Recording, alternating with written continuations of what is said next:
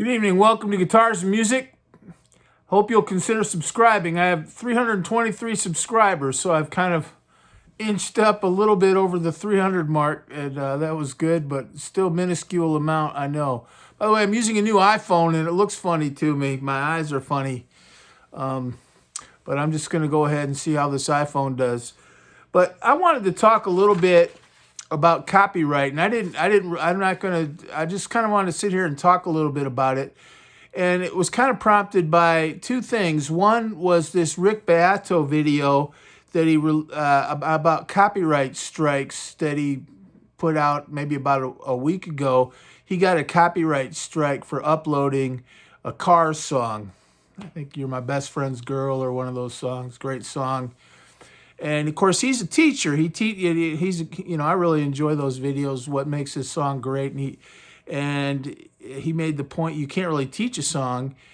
And so he got a copyright strike. I think they removed it, but still, that's pretty scary. But the other video that kind of prompted me to make this was another video by the Gitologist, and I like his channel too. I like both those channels.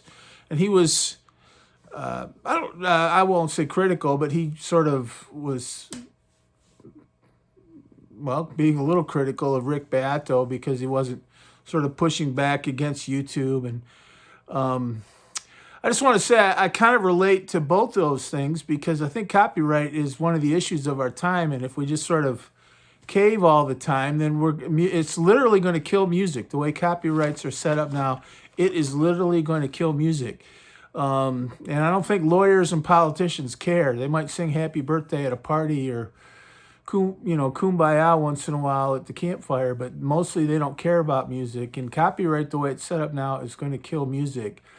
And the other thing that prompted me to make this video is I just had a copyright claim. Now, I removed it. I don't want a copyright strike. Like I said, I've got 323 viewers. I don't want my channel removed. I've really enjoyed YouTube, and I appreciate YouTube. I'm not critical of YouTube. I look at it this way. I can sit here in my house in comfort, play the guitar, talk about my favorite albums, review gear once in a while, and I can upload all that on YouTube, and whoever wants to watch it, which may not be that many people, but it's free to me, and that's a great service. So I am not critical of YouTube, but I don't want any trouble with YouTube. I like my YouTube channels, particularly since this coronavirus started.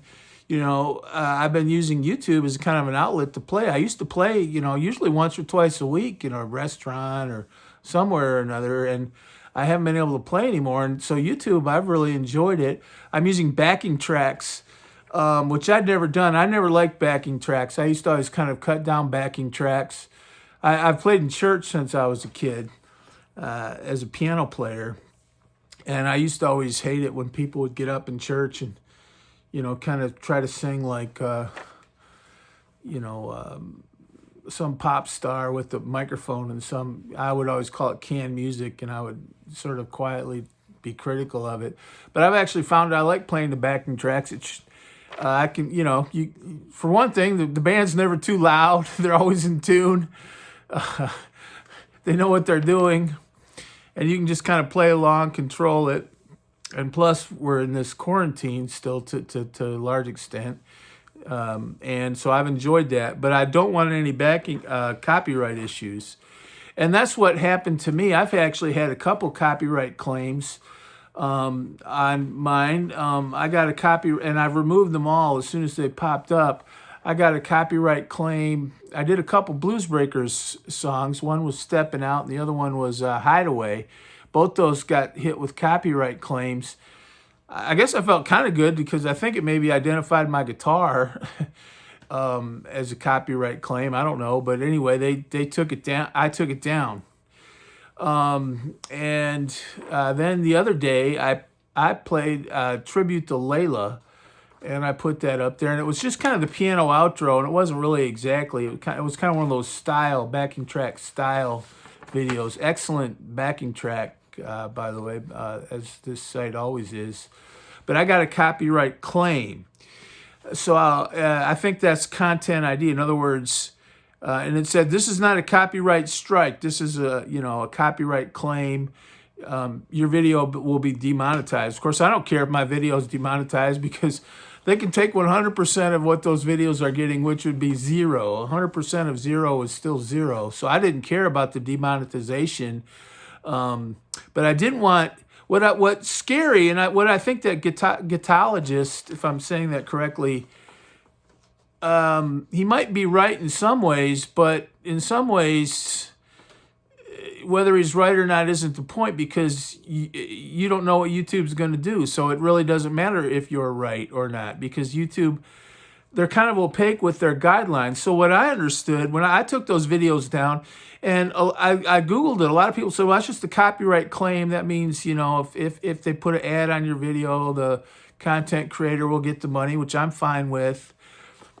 But they also said, well, this, 2 years down the road, all of a sudden you could get a copyright strike on something that's been on your channel 2 years, and you might not even remember doing it. And that's pretty scary. And the other thing is the guidelines aren't clear. They're just you're just going to get a copyright strike. All this company has to do is complain, and you'll get a copyright strike down the road. So you never really know. That's the scary thing that makes me kind of sympathize with Rick Beato and not agree with the Gitologist. You don't know what they're going to do, and they're not clear. And I sort of think they don't want to be clear, because once you're clear, you kind of have to have a policy and apply it consistently. A, that's a pain in the ass, and the whole giant thing's a giant computer. And two, that they might not want to do it consistently, because they might decide one thing is more appropriate, or we're okay with this and another. And so they're not, I don't think they're ever going to have like clear guidelines, or it's always just going to be, well, you can put it up there and it's a copyright claim, and if someone complains about it, then it's a copyright strike. And I don't know about you, but I'm not very comfortable with that, even if I feel like I'm in the right.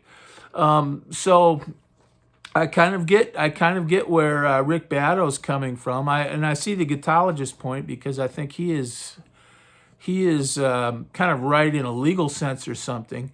But I uploaded a version of Layla, and by the way, I also get copyright claims on my own songs. You'll notice I've been uploading some of my own songs that I've also released under other names and things like that, and they get copyright claims. And I guess I don't care, because I'm not going to sue myself. But it's a computer. It just identifies the sounds. I got a copyright claim for just a review I did. It wasn't even really a cover or anything. I did a review, and I played a little bit of Whiter Shade of Pale, and I got a copyright claim. So I deleted it. I deleted a longer part of it that was in the middle of the video. I think I was showing an amp off or something. I can't remember. But I actually played a little bit of it, and I left it on there, and the copyright claim went away. It sort of highlighted, this section was a copyright violation. And it was Whiter Shade of Pale, and I deleted that. But there was another little section of Whiter Shade of Pale right at the beginning, and that didn't seem to affect it. So I sort of think there's not really much of a rhyme or reason to it. And I sort of think that's kind of that way on purpose. I don't know. I feel like they're like some of these countries where they suspend their constitution. That's a can of worms, trying to have some document that applies to everything, and they just kind of deal with situations as they arise, and it's a lot easier that way, And I don't think there's going to be much clarification, but that's pretty scary. You don't know. Well, it's a copyright claim. So and it said right in my little analytics thing, this is not a copyright strike. Your video might be demonetized, which I don't care about that. But it said it still played globally, which I guess it wasn't blocked in any way. So part of me said, well, I should just leave it up, It was a tribute to Layla. It was just kind of, just something I put together. And, but, I went through it because I really kind of wanted to leave it up. But I don't want...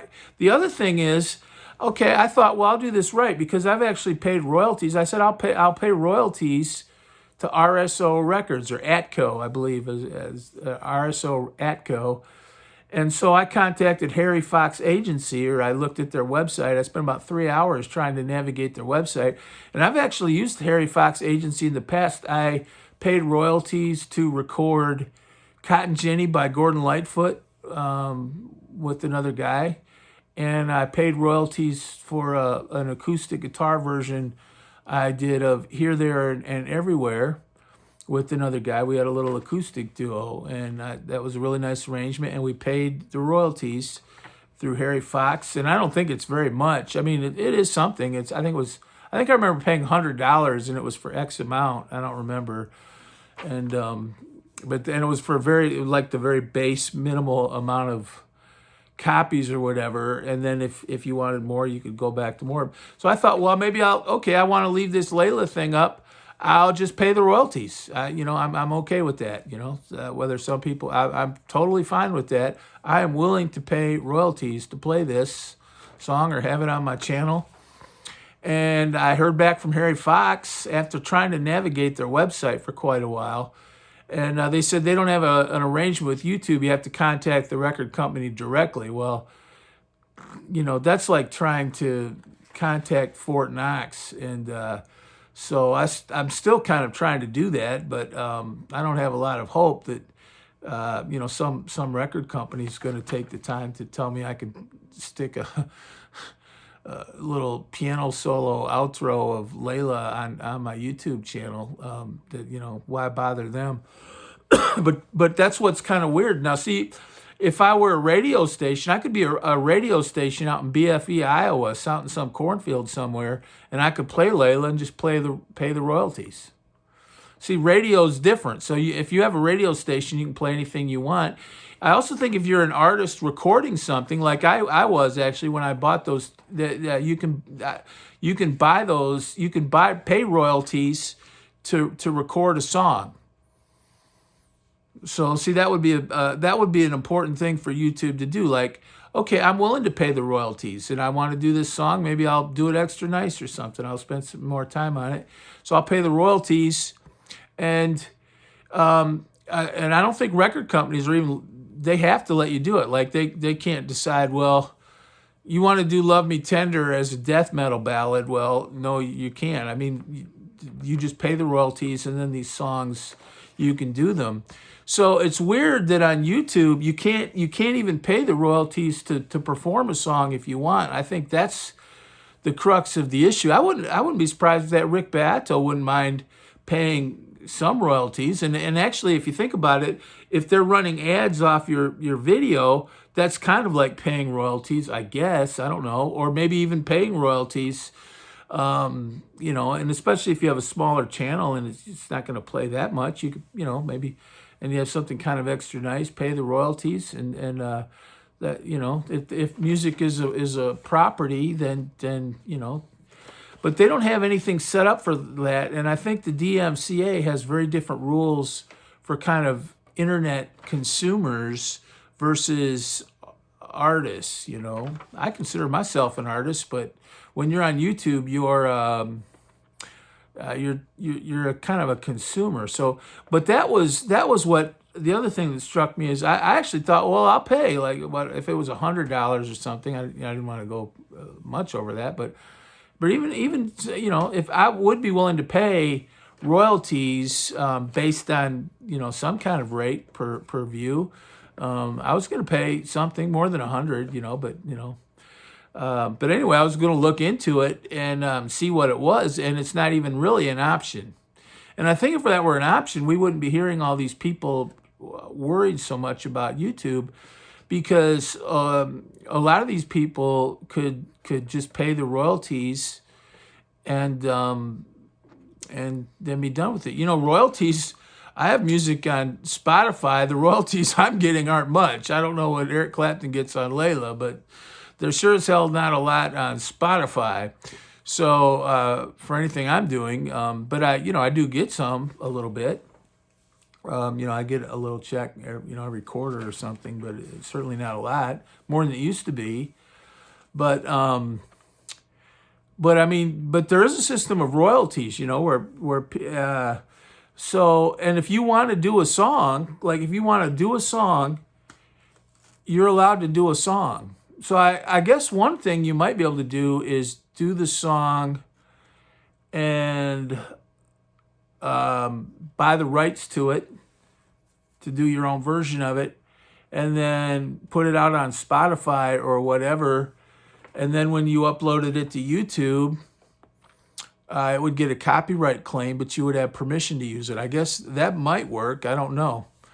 But it gets kind of complicated. And the scary thing is, like I said, is there's no human being to talk to, and it's a very opaque system. You don't really know what they're going to do, and they don't really have a way of telling you. And it's sort of like almost by design that they're not going to have all these clear-cut policies and procedures. There's not really any way in place that you can do a cover song that I know of. Now think about that. And that was kind of my final point is I write songs. I'm proud of my songs. I've got some up here. I'm proud of my songs, but I love music. I've played in bars for years. I grew up listening to music, and is what they're really saying on YouTube is you can't play anyone else's song. You can't do a cover song. I see people do cover songs on YouTube all the time, by the way. Here's my cover of Wild World or whatever, which is great, But if you think about it, are they saying that's okay? Because it seems like it's this gray area. Like if you get a copyright claim on it, they'll just kind of say, well, this is not a copyright strike. Your video might be demonetized. It might be this. It might be blocked. Or, 5 years down the road, it'll be claimed. I also think sometimes if you're just sitting there playing something on the guitar, the computer doesn't recognize it. If you have something that sounds a lot like the record, that gets tagged more quickly. So I don't know. But is really what they're saying is there's no, even these people that are just sitting there playing Sounds of Silence or something on an acoustic guitar, are they violating the terms of agreement also? If they are, and it's kind of a gray area, there's sort of like such a can of worms. But if technically all that's a copyright violation and potentially a copyright strike, I guess what they're saying is you can't play other people's music on YouTube, period. And I've actually seen some videos on YouTube where that's kind of what they say is don't play anybody else's stuff. What's kind of weird about that is music is an organic thing. It's part of culture. And the word culture is actually related to the word growth, like in the word agriculture. It's something that grows organically. And we have to be able to play other people's music. Otherwise, it will kill music. And I think that's what Rick Beato was saying. It's going to kill music if we can't play, if you can't play Layla, then Layla will die. I think that's a really powerful point. And I actually don't think the lawyers care, and I don't think the politicians care. I remember watching that Hillary Rosen when back in the Napster days. She was the head of the record RIAA. I doubt the woman can sing her way out of a bucket. She was a lawyer, and here she was spearheading this drive to really change music. Back when they did pass that DMCA, they just with the signing of a pen just handed hundreds of thousands of songs to 5 record companies. In the old days, copyright was for a limited time, which it's technically still is. But in the old days, copyright was for a limited time, and it was, I think, 14 years. And then you could renew it by song. From what I understand, you could renew it by song. Because I used to work at a place where we would help people write songs, and you could renew it by song. So that meant like if the guy who wrote My Way decided, hey, this is doing pretty well for me, I want to renew it after 14 years, he could fill out the paperwork, pay his $35, and renew the copyright. The problem with that is it's a big pain in the ass when you've got hundreds of thousands of songs that probably a big majority, you can't even go through them to see what you want to save and what some old song from 1948 that you don't care about anymore. So what they really did is Congress just gave practically every song ever written that recorded since 1922 to these record companies. No renewal process, and renewal was supposed to be by work. So now all these songs are copywritten, and it's not just 14 years anymore. It's the life of the artist plus 75 years or something like that. So, like, that's why Irving Berlin's God Bless America, you can't play that. That's going to hurt that song, by the way. America the Beautiful is public domain. And that means you can play it. It's gone into the public domain. And that was my final point is it's not about fair use. Fair use is what I always hear people talk about on YouTube. That's another one of these gray areas. It's a term lawyers like. They probably stuck it in there in the last minute to shut somebody up, you know, how lawyers are. And nobody really knows what it means. And it's going to mean whatever a judge says it means in any given time. And no two people are ever going to agree on what it means. So fair use to me is kind of one of these vague kind of legal fictions. It sort of means what it sounds like when they want it to, and other times, no, it doesn't. But the thing that I think is really important, that's not ambiguous, is public domain. Works that are older need to go into the public domain. You know, the Constitution says the point of copyright is to promote progress in the arts and inventions. And if you just have these and it also says that it's to protect artists and inventors, not corporations, not dead people. And so if you go through, you know, you can't just have a copyright that's, you know, for 150 years. It seems like that's against the spirit of the Constitution. And it wasn't like that for a long time. So a lot of older music has fallen into the public domain. I love traditional music, you know, Bonaparte Crossing the Rhine, any of that stuff. You know, I've been working on the railroad, Americana. That's all public domain. Can you imagine if all that music was copyrighted? Nobody would know it. Nobody would know it. If Yankee Doodle were copyrighted, nobody would know it. You know, if you had to like worry about getting a copyright strike. And at some point, you know, copyright should go into the public domain where anybody could do it, where it's just part of the culture. And the public domain is an absolutely vital part of music. And all of us who love music, whether you play it or just enjoy it and see it as an enriching part of the world, which it is, and we need more music now. Gosh, look at our world and all the strife and hatred, frankly, that there is, and we need music. You know, we need music to bring us together, and we need a public domain. And this public, you know, where you have songs that are 50, 60 years old that people grew up with, and they can't even play it. I guess that's what they're saying is you can't play it. So I love Layla. I did a little tribute of Layla. I love that song. I mean, I grew up with it. It's kind of, I didn't write it, but I grew up with that song. I guess they're telling me I can't even play it. I think it might be illegal to play it in a bar, unless the bar's paid royalties, you know. But is that really what they're saying? Just you can't play all these songs ever? Like even just a couple guys sitting around. No wonder the guitar is dying, you know. No wonder it's dying. That copyright law is hurting music. It's one of several forces in 2021 that's hurting music, but that's hurting music. Is that really what they're saying? Like two guys sitting around with the cell phone can't record, whatever, Dr. My Eyes and sing it, half out of tune or whatever. That's a copyright violation. By the way, they probably wouldn't bother those guys. I have a feeling, but I think it's a copyright violation. And at some point, people have to be able to play these songs. That's how music grows, and after a time, it should go into the public domain. That's the answer. Not trying to get YouTube to be clearer about their guidelines. I sort of don't think they ever will. And like I said, I'm not cutting down YouTube. I like YouTube, but I don't think they want to be clear. And but we have to be able to play music. I sort of think that's why you see all these guitar players sometimes on YouTube. They don't play any songs. They'll jam. And part of it, is cool. They're writing. I guess they're writing their own music, which is cool. But music is about songs.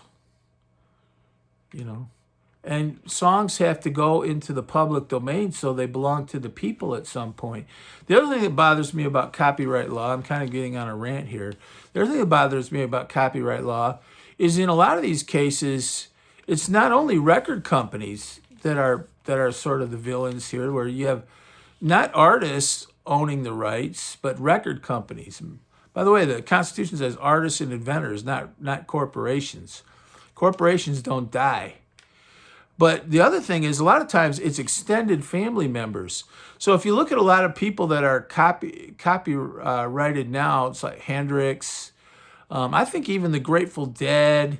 Martin Luther King, C.S. Lewis, Tolkien. In a lot of cases, Irving Berlin's like that. You have family members, and they're often not immediate family members, that they smell that money and they copyright everything, and they want to sort of turn second uncle twice removed's estate into a little cash cow. Robert Johnson, his stuff's all copyrighted now.